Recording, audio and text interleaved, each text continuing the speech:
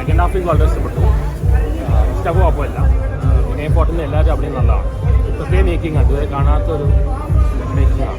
Comedy ഉണ്ട്, എല്ലാം കൊണ്ട് നല്ല മൂവിയാണ്. എനിക്ക് ഇഷ്ടപ്പെട്ടു. അങ്ങനെയല്ല, ഇതൊരു മറ്റേ അപ്പൻ മണാൾ ഡയറക്ടറാണ്. ഇതുവരെ കാണാത്തൊരു മേക്കിംഗ് ആണ്. ഗ്രാമം ബേസ്ഡ് ഫിലിമാണ്.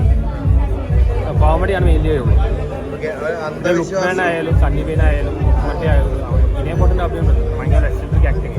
നമ്മൾ പണ്ട് കണ്ടിട്ടുള്ള ശ്രീനിവാസൻ സാറിൻ്റെ സിനിമകൾ പോലത്തെ ഫീല് തരുന്ന സിനിമ എന്നൊരു തോന്നൽ നമ്മൾ വർക്ക് ചെയ്യുന്ന ആളുകൾക്കൊക്കെ ഉണ്ടായിരുന്നു. പക്ഷേ ഓഡിയൻസിന് അത് തോന്നി. ഓഡിയൻസിൻ്റെ സൈഡിൽ നിന്ന് നിങ്ങൾക്ക് കണ്ടപ്പോൾ പണ്ടത്തെ ശ്രീനിവാസൻ സാറിൻ്റെ സിനിമകളൊക്കെ കാണുന്ന പോലെ തോന്നി എന്ന് പറഞ്ഞപ്പോൾ നമുക്ക് ഭയങ്കര സന്തോഷമുണ്ട്. കാരണം മലയാള സിനിമയിലെ അത്രയും ഗംഭീരമായിട്ടുള്ള സിനിമകൾ ചെയ്യുന്നൊരു കാലഘട്ടമായിരുന്നു അത്. ആ സിനിമകൾ എവിടെയോ ഫീല് തന്നു, കമ്പയർ ചെയ്യല്ല, പക്ഷെ ആ സിനിമ കാണുന്ന ഫീല് പെരുമാറി തന്നു എന്ന് അറിയുമ്പോൾ അതിയായ സന്തോഷം. അടിപൊളി എക്സ്പീരിയൻസ് ആണ്. കാരണം മനീഷ് ചേട്ടനാണ് ഇതിൻ്റെ ക്യാമറ ചെയ്തേക്കുന്നത്, സിനിമറ്റോഗ്രഫി കിടിലനായിട്ട് ചെയ്തിട്ടുണ്ട്, എഡിറ്റിംഗ് ചെയ്തേക്കുന്നത് ജോയലാണ്. വളരെ മനോഹരമായിട്ടാണ് ഇതിൻ്റെ ഓരോ ഫ്രെയിംസും കാണുന്നത്.